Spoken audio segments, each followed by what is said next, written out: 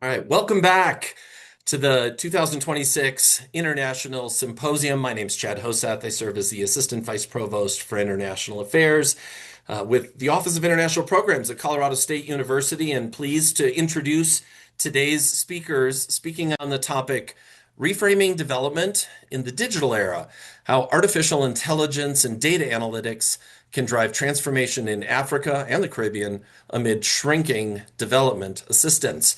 We have a couple of speakers. I'll introduce them in a second. Some of you have heard us say this before, but I'll repeat for anyone new. A couple of the areas of functionality here on the screen for this panel session. First, closed captioning is enabled. Feel free to click that button and use closed captioning as you like.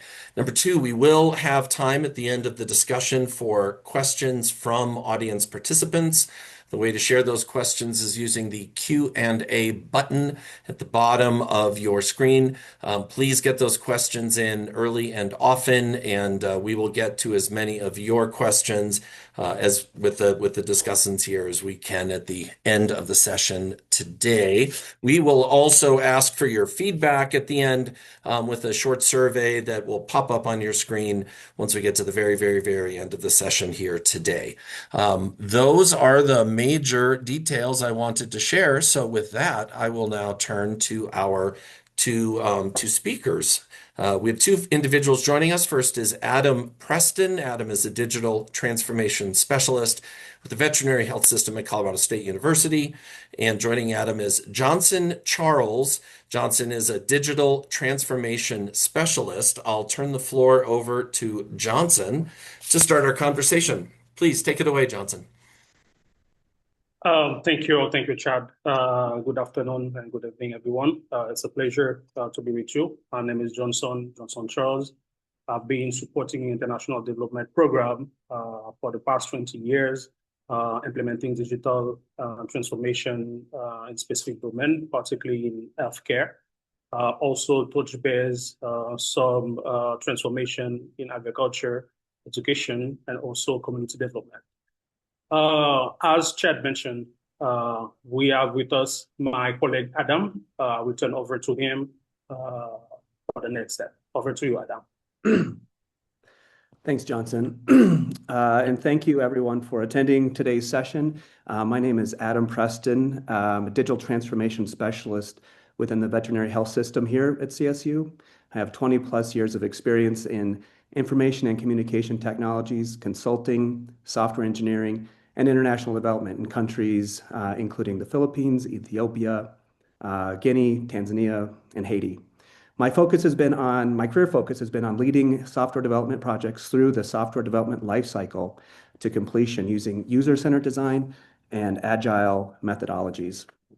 And next, I guess we can start the slides.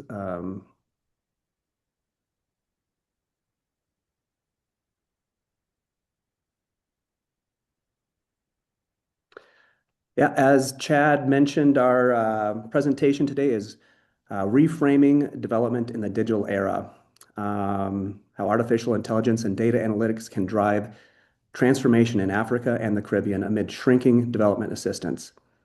Next slide, Johnson.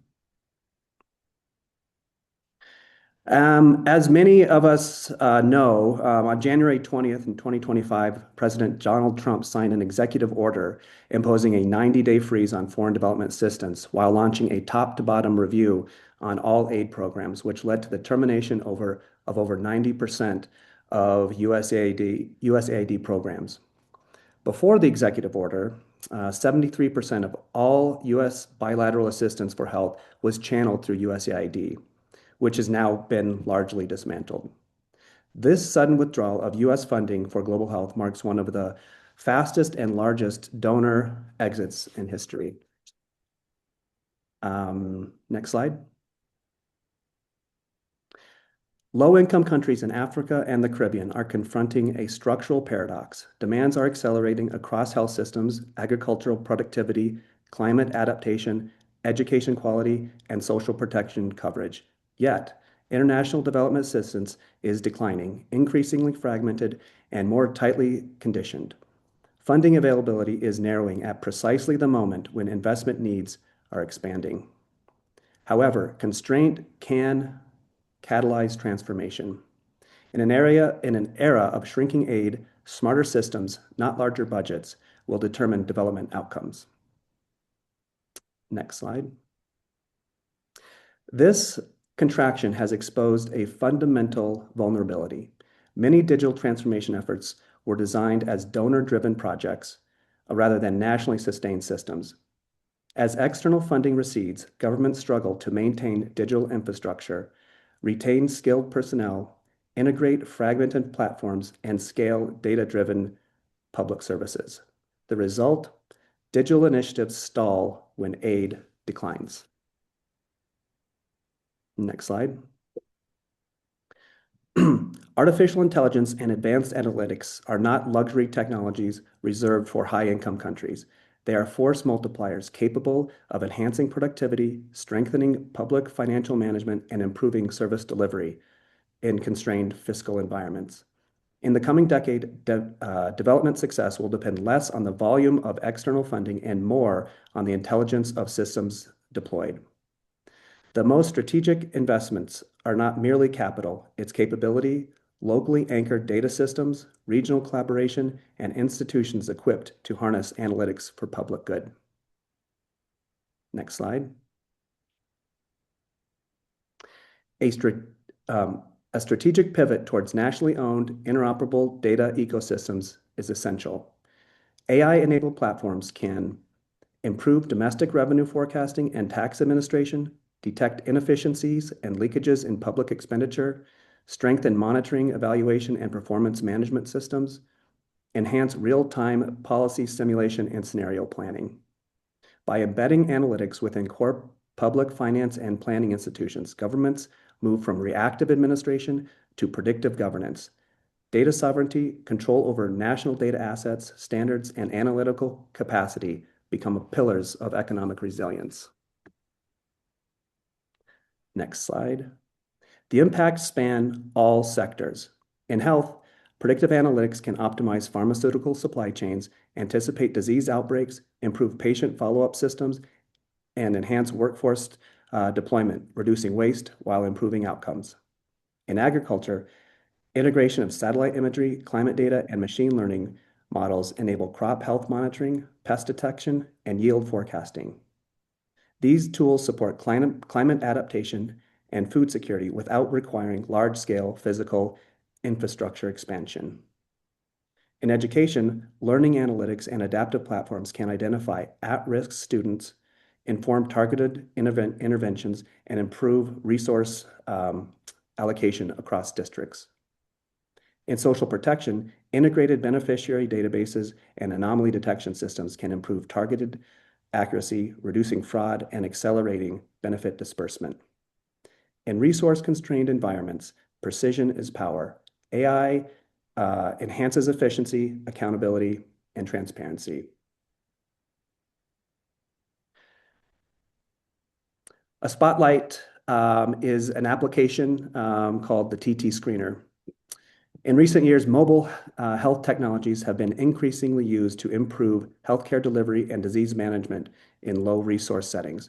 One such application is called the TT Screener, a collaboration between University of North Carolina, Chapel Hill, and RTI International. The TT Screener is a smartphone app that enables health workers to quickly and easily screen individuals for TT. The app provides a simple way to take pictures of an eyelid and then have it processed by a machine learning algorithm to identify whether this condition TT is present. Much progress has been made on the path to eliminating TT, and as we get closer to this goal, it is becoming more difficult, expensive, and nuanced to find and then provide services to those who have TT. The greatest responsibility in this effort falls on the government and healthcare workers. The vision is that by equipping these healthcare workers with tools like the TT Screener, they can be more efficient and more accurate in identifying individuals who would benefit from surgery. Next slide, and over to you, Johnson.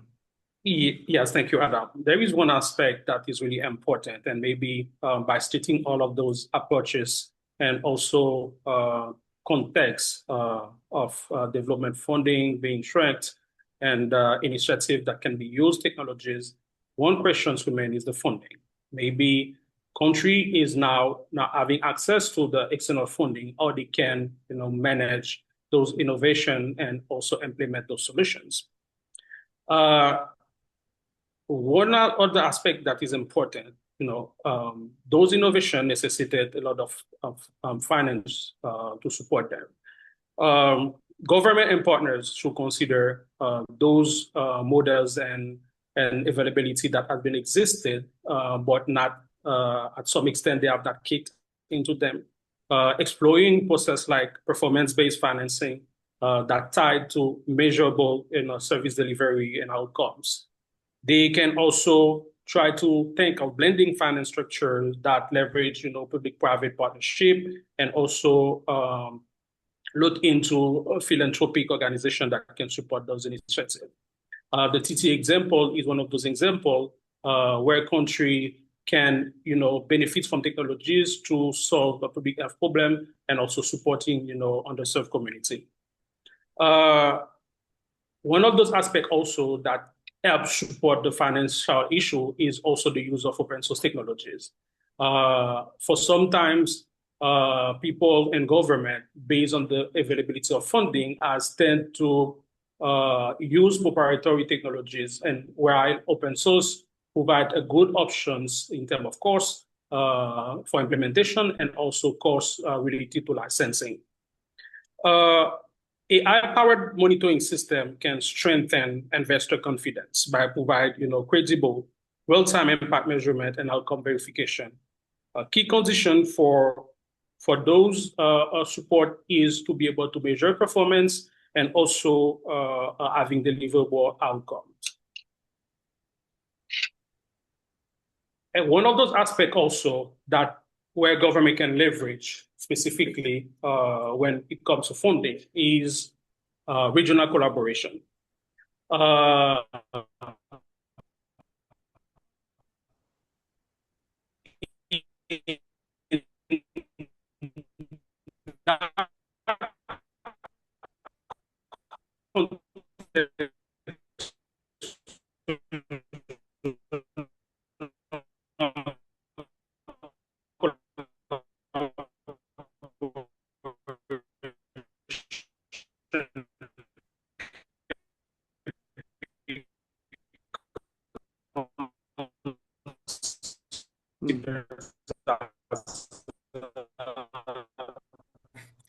All right.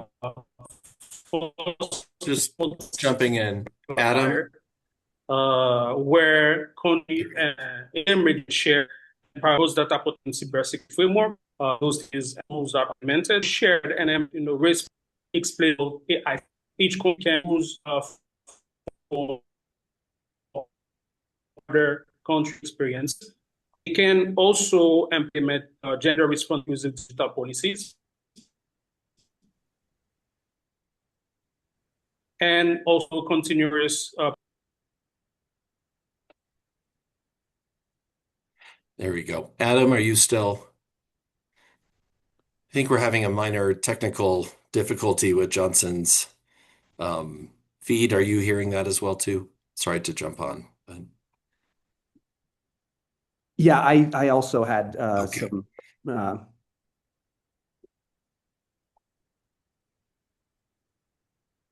Sounds good. So Johnson, if you could unmute Johnson.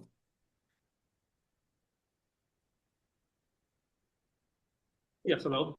That's great. We just so you know, so for the last maybe 60 seconds, we ended up having not a strong signal on your end, so some of the audio missed, and that's where I think the PowerPoint ended too. So maybe feel free to start over with this slide, and we'll hope that that was a one-time issue. Okay. Okay, thank you. Yes, we're taking, regional collaboration as force multiplier, where countries can put themselves together and share capacity in terms of, policies and regulation standards, implementing robust data protections and cyber security frameworks, and also having a continuous conversation with private sectors in terms of involving that sectors in public sector capacity strengthening and capacity building. We believe that without ethical safeguard and institutional readiness, digital transformation risks inequality rather than increase inequality rather than mitigating it. Technology must remain a tool for inclusive development, not a driver of explosions. One of those power of those initiatives amid shrinking of international aid is to use regional collaboration as a force rather than highlighting the differences in countries. We're talking about inclusion, where we understand that digital transformation must include, strong data protection laws and also responsible use of AI. I would like to drive you as we were talking about regional collaboration. I would like to drive you to a specific use case. This is one of those initiatives post-USAID that has been implemented in the East African community, particularly leading, that initiative has been led by the government of Rwanda and its Ministry of Health, and developing what they call national health intelligence centers. It's really a very good and interesting use case because it shows all of those aspects we highlighted and also highlights particularly the strengths when countries putting themselves together, how they can achieve with less by structuring, their environment, using the infrastructure at maximum, and also build the capacity internally across public sector. That initiative has been launched in April 2025, just right after USAID closure. The government of Rwanda pioneered what they call a data-driven approach to health by integrating the One Health framework. That One Health framework, this is a concept under international aid development, USAID especially, that has been implemented in major countries in Africa under multiple initiatives. The CHISU initiative was one of those. They used to have what they call a DataFi initiative that empower the use of data to support decision-making process. So after the USAID closure, the government of Rwanda take that framework and links human, animal, and environmental health together under the umbrella of what they call the National Health Intelligence Center. The intent of the National Health Intelligence Center is to integrate, multiple sectors activity, either it's health, environmentals, and human aspect. In a process where they integrate those data collected at the field and combine them together in order to address specific health crises like zoonotic disease, and also monitor antibiotic resistance, and also try to be proactive rather than reactive in health planning. Either it's related, to environmental, either it's related to human, or either it's related, to animal health.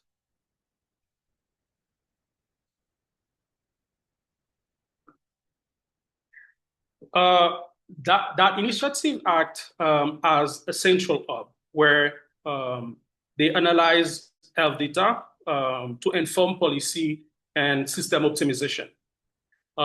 They implement multi-layer interoperability framework that allows integration and connectivity on multiple systems, either it's data coming from their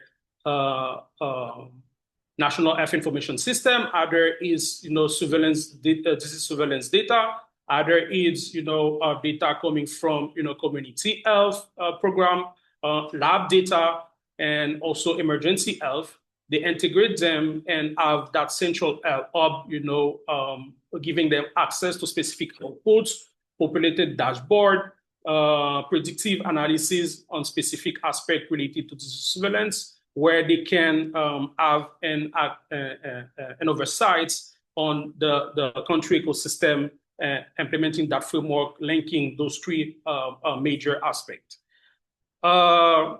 That initiative also engage public-private partnership in order to help, coordinate intervention into the country and use at maximum specific technologies that address the financing aspect that we were talking about. For example, one of those aspects is the collaboration that they're having with OpenAI in order to implement what they call the Horizon 1000, which is an initiative to develop and deploy AI-powered system for clinical decision assistance, resource management, and disease surveillance particularly. Their architecture, as I stated before, use multiple layer where precisely 6 layer where they integrate data from different sources, linking those different access. All of those initiatives and infrastructure using advanced data analytics, either for predictive analytics, either implementation of machine learning process, for predictive community activity and support for clinical decision, is to having one particular goal. It's just to overcome severe human resources shortage. As I mentioned on one of the PowerPoint before, one of those aspects is when the development health threat is the fact that those human resources that used to support those programs are unable to continue because of lack of funding, and also those investment in terms of infrastructure also tend to stop because of that lack of funding. So to address those issues particularly, they use that national health intelligence environment to boost and help them achieve the goals of assisting community, but also address severe shortage, either human resources related, either infrastructure to support those initiatives.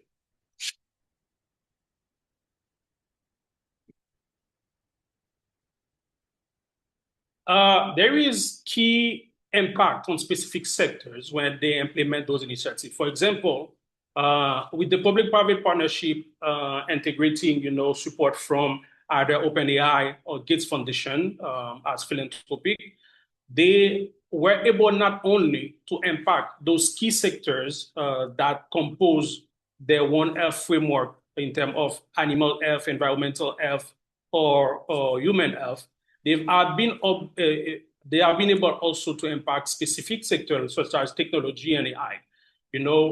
Implementing specific applications that use AI models and machine learning, to support disease detection and also support community. They also impact logistic technologies, for example, where they use drone, for either blood pocket delivery in remote area, or either to spray, mosquito insecticide in specific area where those needs are identified under the malaria initiative. It also impacts, finance and insurance, where digital transformation on their medical environment, implementing structured more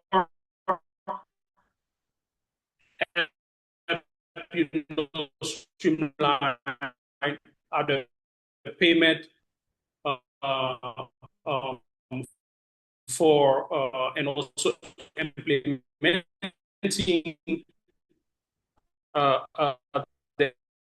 their national insurance policy in terms of payment and reimbursement. It also affects education. One of those aspects when we talk about regional collaboration, those initiatives to develop what the training center where they are training, for doctors, community workers, and other regional supporting organizations address specific skills with the use of digital tools within profession healthcare. One of those initiatives Africa, where they work with CDC Africa to explore where all countries regionally can take and profit of those. And there is many other sectors.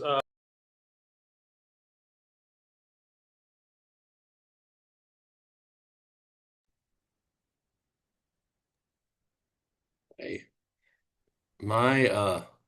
there we go. Ta-da. Hi again, Adam. Here we are. Having some connectivity issues here. Yeah, Johnson side. That's okay. Um, as we're waiting for Johnson to log back in again, I'll ask any reflections on what Johnson's kind of comments have been on right now. No, I think we were just kind of wrapping up. I think we only have a couple more slides here. Okay. Johnson joined us again. Yeah, I see him. There we go. And Johnson, if I have to unmute again. I wonder if the PowerPoint is contributing to the technical challenges. Um, and if it's possible to perhaps not share that. Let, I don't know if let that would me, contribute to the problem or not, but or do you have it on I your can end, share as Adam? well. Yeah, why don't if you could maybe provide the PowerPoint, Adam, Sure. and Charles, or Johnson, sorry, you'll need to unmute, please. And we are obviously having a connectivity issue on your end. Okay. Excellent. Sorry. No, it's fine. Nope. Sorry. Let's see. I'll take this opportunity as we're reframing to invite questions into the Q&A space. Again, we'll have an opportunity here in a few minutes to ask questions of the presenters. See a couple coming in, and welcome more. All right. Johnson, how are you doing on your end? There we go. I see unmuted. Okay. Yes, I was. Go to the next slide, Adam, and I apologize. I don't know what's going on with that That's all right. connection. No worries. Okay. There. Yes, we were talking about, those predictive modeling that use machine learning, for outbreak detection and forecasting, allowing, for regional preparedness and against pandemic. Infrastructure for regional sharing. This is where the regional collaboration comes in. The initiative of Health Intelligence Center act as a blueprint, for other African countries to develop interoperable digital health systems supported by initiative, like the Smart Alliance in Africa. This is another organization also that enhance the use of technologies and post funding to help, address some specific issues in community. There is strategic partnership, of course, that are keys in order to expand and regional and use each other country infrastructure in order to implement those initiatives with less cost.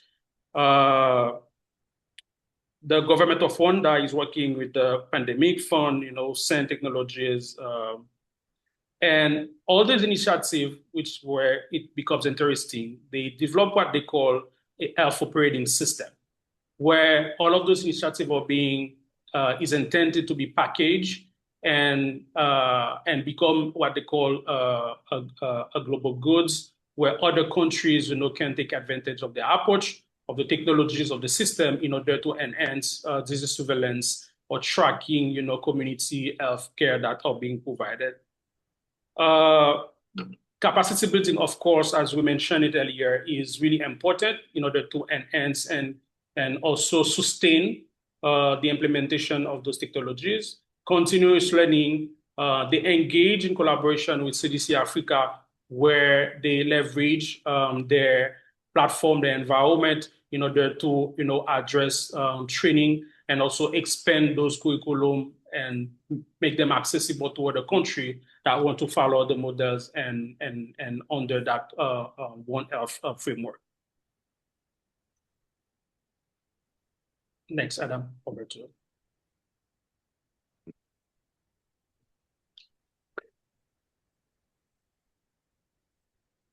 Okay, yeah, thanks, Johnson. So in summary, the key takeaways, AI is a productivity multiplier, not a luxury, enabling governments to do more with limited staff and funding. Data sovereignty strengthens economic resilience. Smarter financing models unlock sustainable transformation. Regional cooperation reduces costs and increases scale. And ethical governance ensures inclusive digital development. So that's all we have today, everyone. Thank you so much for attending our talk. And I believe now we can open it up for questions. Yeah, we do have a couple questions coming in. Again, invite more questions. Let me start with the first one. Just to say that I just appreciate this conversation. I learned a lot. I was not aware of the integration and adaptation of some of these technologies and some of these fields and then some of these spaces. So thank you so much. Of course, whenever I feel like I am in the middle of a conversation around the introduction and use of new AI technologies, some of the challenges come front of mind to me. So this is going to be my question of you, especially in the context of One Health or the context of working in international development spaces, as I think of impacts on the environment or on energy usage and water usage, or impacts from potential privacy concerns, impacts regarding the inequity of access of certain technologies, the potential for certain disruption in labor markets and employments, or even just someone would maybe suggest the overall kind of ethics of how we approach use of AI, especially in sensitive issues regarding health, sensitive issues regarding kind of government systems and the use of data to advance community needs. How would you, given your expertise in this area in using these spaces, address some of the tensions and some of the conflicts around not just the pros and the positive takeaways, but the challenges with AI use as well? Let me try to step in. One of the aspects people always thinking, particularly when we mention AI, just automation, going to replace everything that people is going to be able to do. But there is one of this aspect with technology that is key. Technology cannot perform itself. It needs human support. It needs human skill set to help it achieve whatever we want it to achieve. Particularly when we see AI, we mostly see the use of machine learning or really complicated model to support specific tasks. Those models also, in order to accomplish those tasks, need to learn from something. And the most learning happens coming from the humans. So we cannot ask the machine to do what we only can ask the machine to do what we want it to do. It's not a machine that's going to do and operate itself. What is interesting also, I think the other aspect people need to explore is the fact that all new technologies require specific skill set. Maybe it's the rise of a new set of career, new sets of professions where people still need to explore and ensure that specifically when we talk about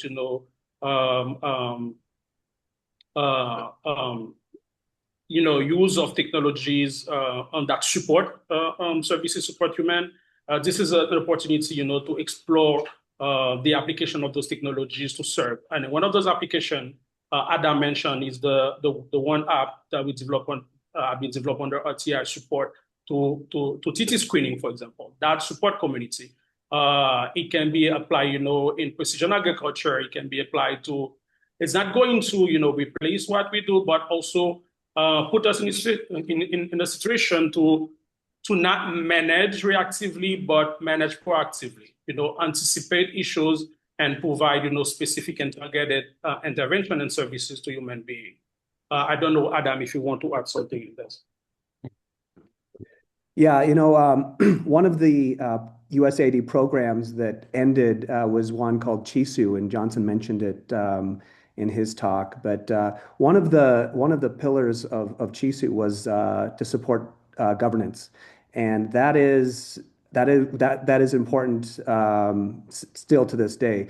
Many of the countries that CHISU worked in was in addition to building out health information systems, but supporting the governments to oversee and manage and maintain these systems. So I think that's an important piece of this. Here, even at CSU, AI, guidance and governance is a big thing now. I'm sure you've seen some of that come out, but it's something that we're all, especially with AI, something that I think many organizations and governments are still trying to figure out. How do you put guardrails up to ensure the ethical use of these technologies? See, I'll turn to an audience question now. Someone asks, are you conducting any research into prompt engineering, retrieval augment generations, architectures, agentic AI? What else, right? How are you incorporating all this into your work?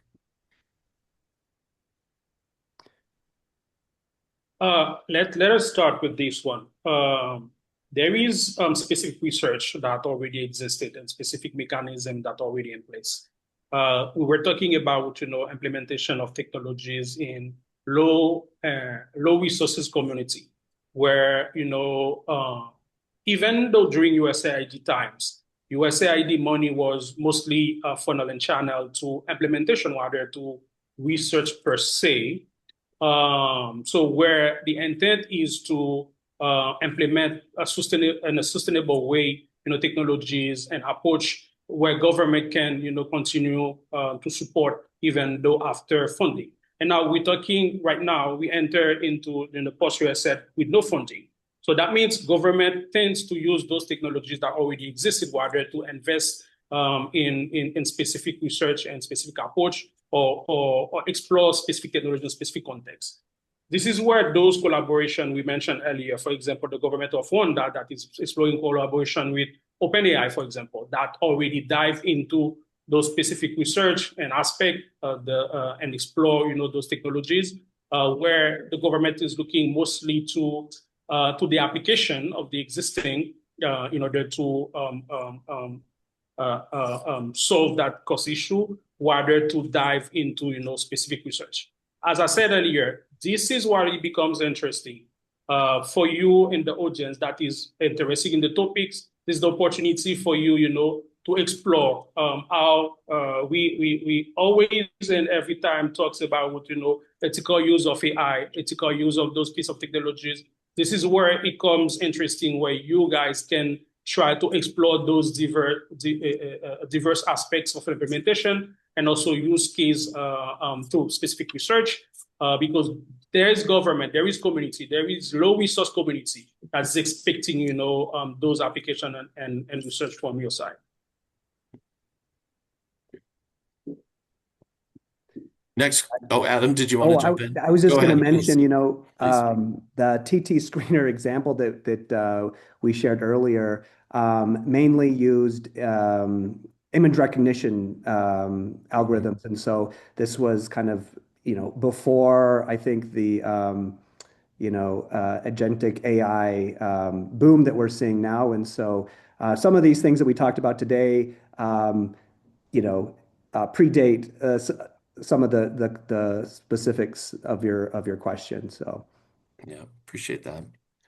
So another question. It's a little long, but I want to read it in its entirety because it offers some context and then ask the question. At the moment, I do agree that AI is pretty open and accessible to general communities broadly, right? However, using OpenAI as an example, Sam Altman has expressed wanting to include advertisements and trying to monetize the AI software more.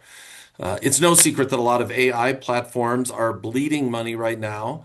If in the future AI does become a tool that is limited to those who are able to pay, what would the strategy be for communities or individuals struggling with funding as it is? Thoughts on the financial ramifications and potential futures of AI? I think we stress a bit, maybe there's going to be an element of answer, not the entire, picture, because there's a lot of aspects, that are involved into what the colleague just mentioned. So this is why we stress a bit for regional collaboration. We spoke about data governance, implementing those process sometimes cost a lot. But what is interesting in those regions is like most of the country present almost some similarities, either from their existing ecosystem, either from the issues that each of them are facing. So regional collaboration is really important in order to share the cost of specific implementation, specifically when it's related to technology use and approaches. There is also some idea I remember I expressed in one of those talk gathering where we were saying that it also can be important that in order to expand the course and share the course of the use of specific technologies, because this also is really important in the equations, is to countries through regional collaboration can also use the approach of having specific technology funds where those countries, are contributing to those funds, and the use of specific, project or implementation that can be used for the regional collaboration can be shared and through those shared funds. So there is a lot of approach, in order to address those economical issues. As I said, that is an element of the answer, but this problem can be seen in different way. But I also, again, stress to the fact that regional collaboration is important, and also countries can explore, the use of shared fund, where each of them contribute to it with specific rules and implementation of, implementation technology use that can be shared, experience and implementation also to specific countries using those funds. Adam, any contributions to that one? Um, I guess like at the core of that question is kind of the monetization of these technologies. And I think we're just seeing, the evolution of that, like these open AI and other organizations are of course trying to find ways to make more money from this. It does put some programs at a disadvantage when the funding is limited. Um, but I think this is just something to keep an eye on. Yeah. So I have two very selfish questions. I'll ask them both, and you can kind of either pick your favorite one, or they're integrated questions in a way. Selfish question number one: I have a son at home who's graduating high school and off into a university setting in the fall. So, question number one is, what recommendation would you have to anyone in that generation, high school, college age student, imagining the career in front of them, knowing what you know and the crystal ball that you have on your desk? How would you counsel people at that point in their life or earlier in their careers to prepare themselves for a professional world with more AI kind of tools embedded in their life? The second is, I am employed at a university, and I am curious what recommendations you similarly have for institutions of higher education to help prepare our student populations for the coming decades, the coming generation of work. Well, I wish I had the answers for you on this. I know. I mean, like Well, these are tough questions. I will say that I think what CSU is doing with RAM GPT, I'm sure you've seen that the partnership with Microsoft, I think is exciting. And so I feel I feel it's great to be a part of that because I think there's still a lot of questions around how AI is going to affect higher education. But it's exciting to be here at CSU and seeing that partnership with Microsoft. Um, where we will be in 5 years for your son, mhm. it's really hard to say, right? I mean, like who would have guessed we'd be here? I mean, if you'd asked us 5 years ago, would we be? No one would have probably guessed kind of the rapid development of some of these technologies. So I don't know, Johnson, do you have anything else to add there? Yes, I will add this. There is a lot of opportunity out there. I co-founded a group with a couple of other colleagues we call Decision, where we try to implement, machine learning and advanced analytics in specific sectors. Education is one of them, but agriculture is one of those work that we have been diving deep into, specifically with precision agriculture using, image recognitions and weather data and other type of data, to focus on, plant and crops health status and also the needs of specific use of either water, insecticide, etc.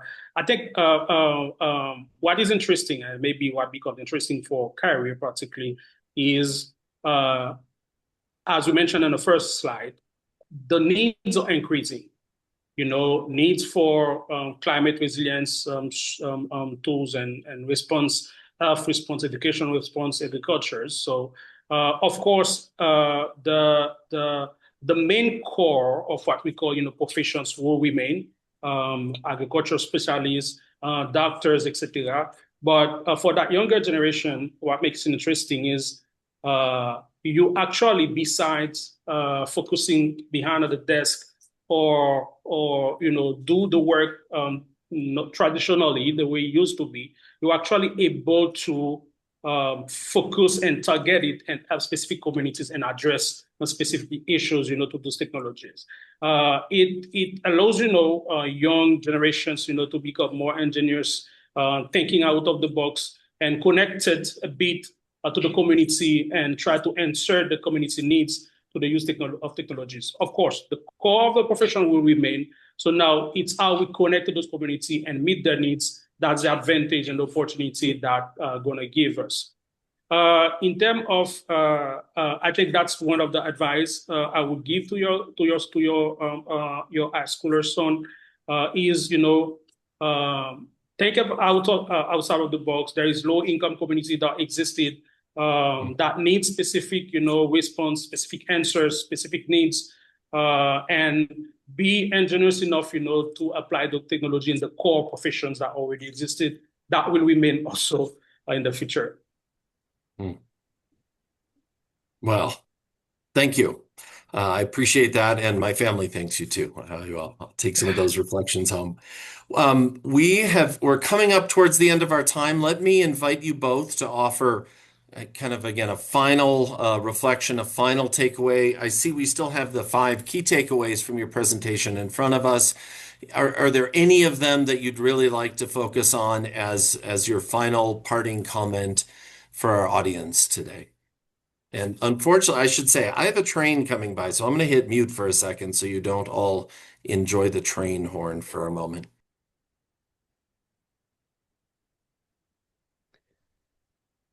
Go ahead, Adam. Yeah, thanks, Chad. Yeah, I think just in summary, I mean, here is the kind of the final slide here, but I think the real takeaway is that AI is here to stay, and it's a like the slide says, a productivity multiplier. I mean, we all use it, I'm sure, in our daily lives more and more.